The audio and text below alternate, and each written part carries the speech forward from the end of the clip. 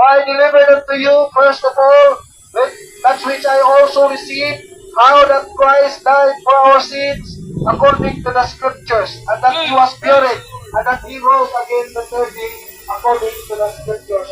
Mga higala, si Apostol Pablo nagingon, dugang pa mga igsoon, ako magpahayag nga kaninyo sa mayong balita sa kaluwasan, mga giwali nga kaninyo, na inyo usab na gidawat, ug dili kamo nagparong, sinaagi, dili kamo usab nangaluwas, ug inyong gibutang diha sa panumduman, unsa ang akong giwali nga kaninyo, gawas kung kamo mituho kakawa, kaya akong itungyan nga kaninyo, una sa tanan, sa ako usab nga nagawa, yun sa nga si Kristo Jesus namatay, tungod sa atong mga sala, sumala sa mga kasulatan, o na siya ginubong, o nabanaw sa ikatulog na adlaw, sumala sa kasulatan.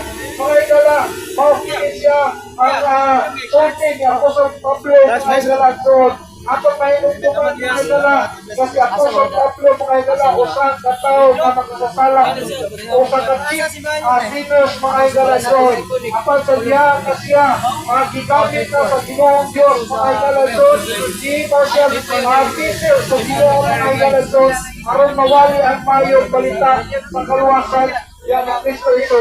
Mga higala, na akong ipaatid ko ninyo karon ang the 4 points on how to be saved.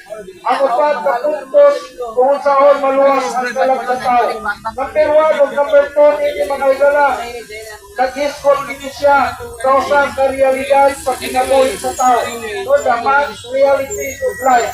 Then sa number 3, nag-iskot ninyo siya sa gugpa sa Diyos. So about the love of God. Then sa number 4, nag-iskot ninyo siya sa mayong balita sa kaluwasan yan ni Kristo.